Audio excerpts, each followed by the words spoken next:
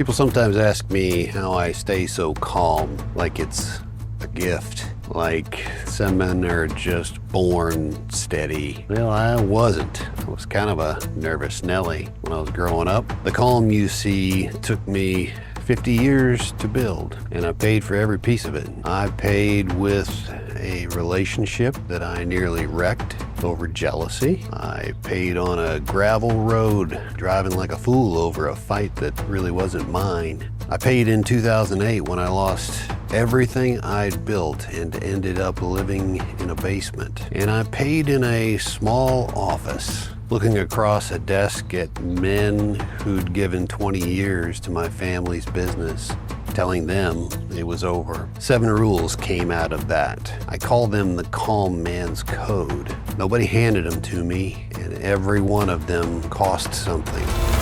Welcome back to Get Grounded. I'm Papa Todd. If you're new here, I make weekly content for men who want to be more capable, calm, and prepared for whatever life brings. Hit subscribe before you leave. This is exactly the kind of content I make, and there's more coming. Now, rule 1, jealousy tells you a story. Verify it before you act. When I was younger, I let jealousy get under my skin more than once. Jealousy turned to mistrust, and mistrust turned me into someone I didn't want to be. Here's the part nobody tells you. Sometimes the jealousy is warranted. Sometimes your gut is right. Mine was on more than one occasion. And you know what? It didn't matter, because every jealous reaction I had made the situation worse.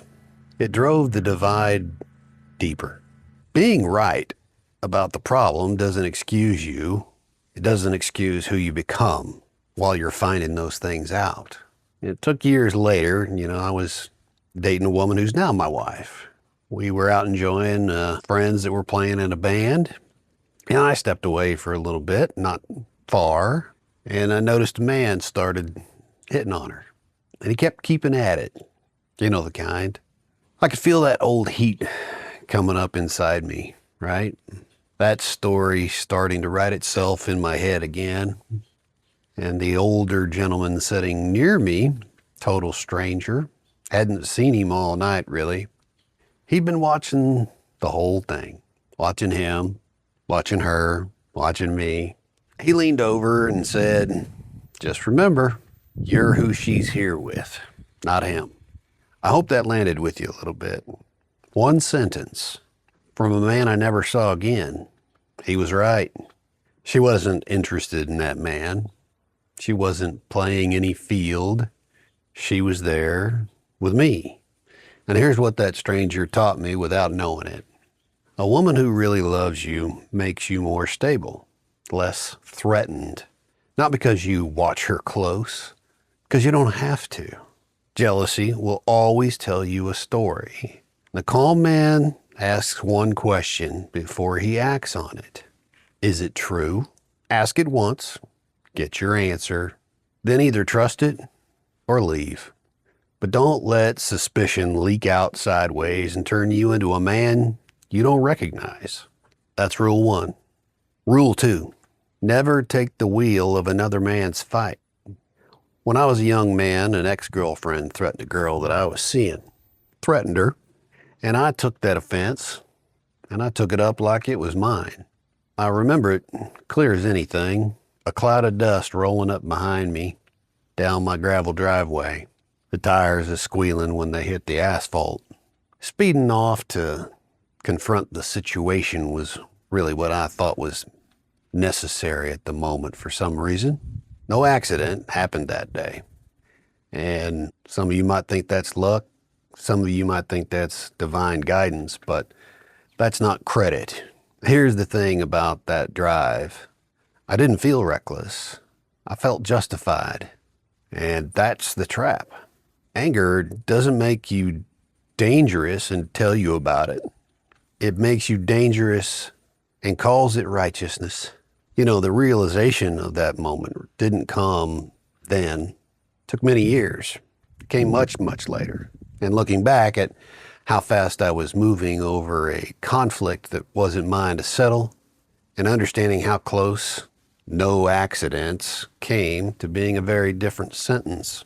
An offense you pick up for somebody else is twice as heavy as your own because you got all the anger and none of the standing. Protect your people, absolutely, do that. Stand between them and real danger every time. But there's a big difference between protecting someone and picking up their fight and swinging it around. One of those is strength. The other is a cloud of dust and squealing tires and a man who finds out later how lucky he got. That's rule 2. Rule 3, find out who you're really angry at before you spend it on someone who was only ever kind to you. When I was a boy, my father farmed me out to the neighbors. I'd work our farm and then I'd go work theirs. One of them was an old man named Jay, and I came to resent him. Truth is, I hated him. I remember one blistering hot day. My dad dropped me off. I stepped out of my dad's air-conditioned truck and climbed into Jay's very old, no air conditioning, rough riding, with no way home until the job was done. I sat in that heat and I hated that man. It was never his fault. In fact, Jay was a very kind-hearted man. He let me hunt on his land. His wife was my Sunday school teacher, and she'd bake me apple pies to say thank you. And later, in that same old truck, Jay drove me to pick up my first bottle-fed calf. I raised that calf myself, and he did a darn good job of picking out the right calf for me, making sure I got the best. Didn't know it at the time. I was raising it for beef at the table. Well, that's farm life for you. But the point is, same truck, 2 different moments. First, it felt like a prison, and the second time, it carried me and that calf home. Nothing about the truck changed. Nothing about Jay changed. Only the anger moved. Because the anger was never about Jay. I was angry at my father, that he made me do things I didn't want to do. But I couldn't be angry at my father. Too much respect, too much authority. So the anger went looking for somewhere safer to land. And it landed on a kind old man who never earned an ounce of it. Here's the part that stays with me. Nobody ever knew, because I kept it in. Jay died never knowing I'd carried that. I never had to square that with him, because the only person that hatred ever touched was me. That's what misdirected anger does. It never reaches its real target. It just poisons the carrier and falls on whoever's standing closest. So when you feel that heat rising at somebody, just stop for a second. Ask yourself a question that I didn't know how to ask.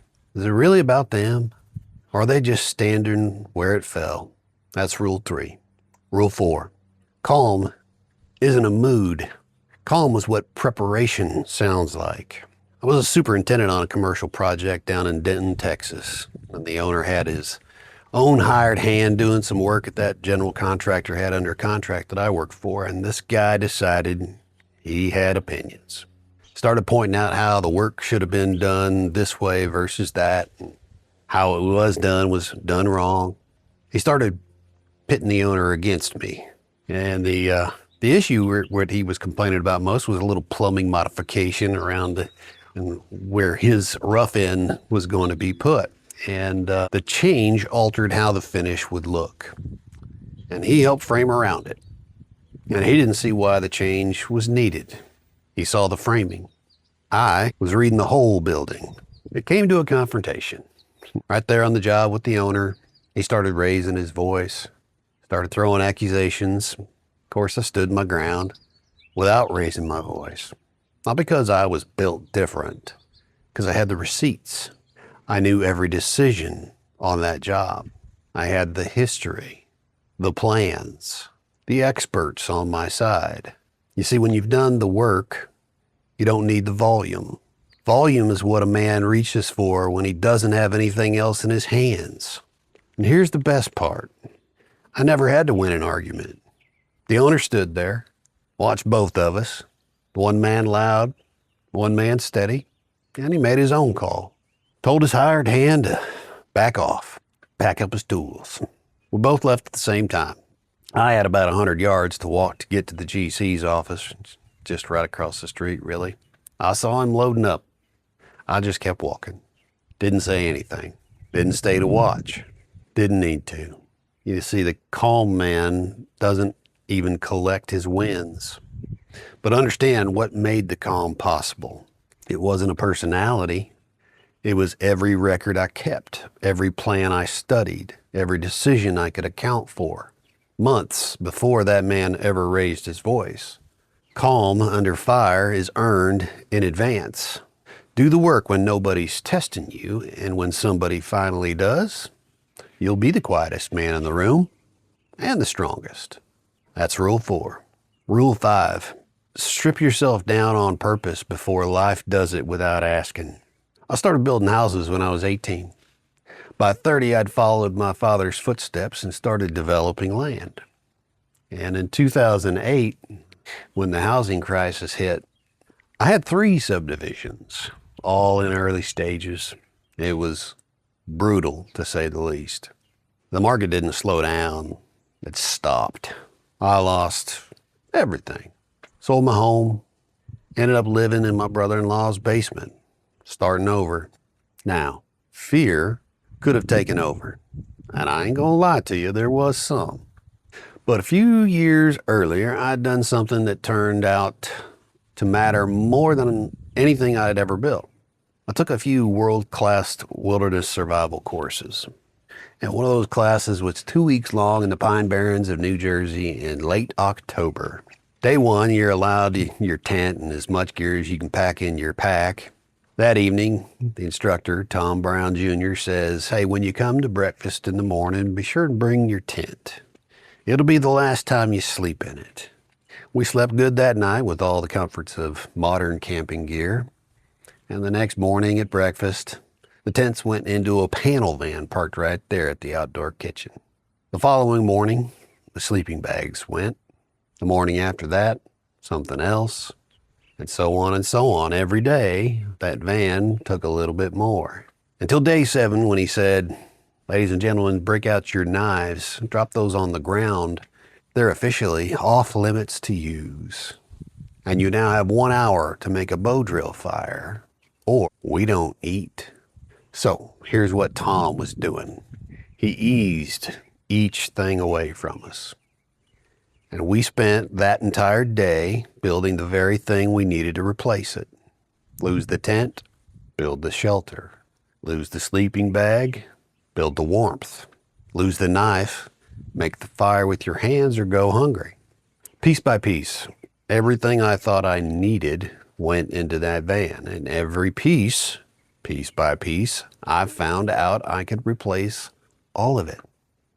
So in 2008, when the market took my subdivisions, took my home, took my savings, my retirement fund, took everything most people call security, somewhere in me was a man who'd already been stripped down to nothing in the cold sand of the Pine Barrens and made it through.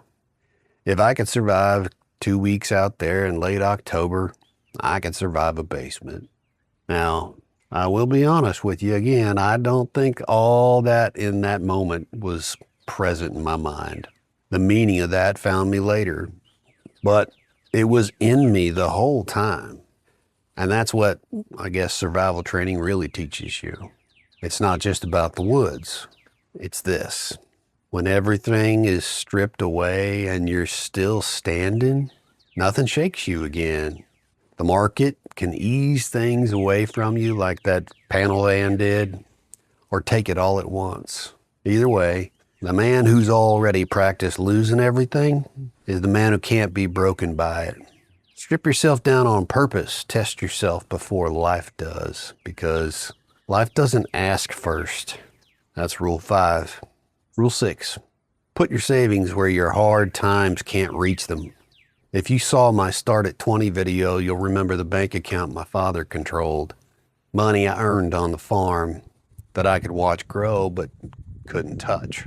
Well, here's the other side of that story. When I was a younger man, a friend and neighbor got me saving money inside of a life insurance policy. And I was consistent. A couple years, faithful as clockwork, throwing a little bit in at a time.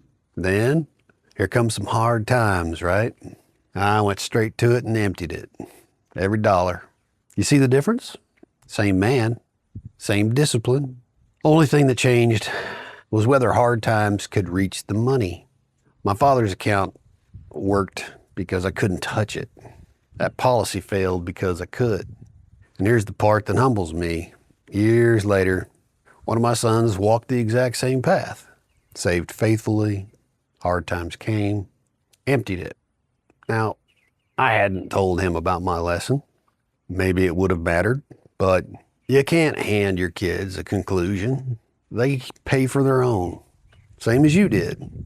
All you can do is live it in front of them and be there when their bills come due, not to pay them, but to help them through. Now, I've learned a lot of financial lessons since and taken some major hits since as well. I've always made it back up because savings and investing is full of traps and pitfalls, but it's necessary. The inflation of this world is nice and quiet, and it doesn't send you a bill.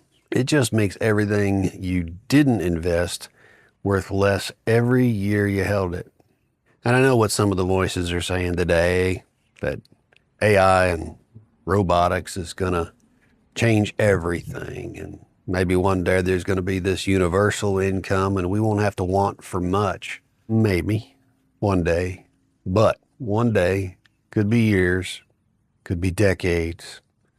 And the man who stopped saving because he heard the future was coming, well, that's the same man who empties the policy because the present showed up first.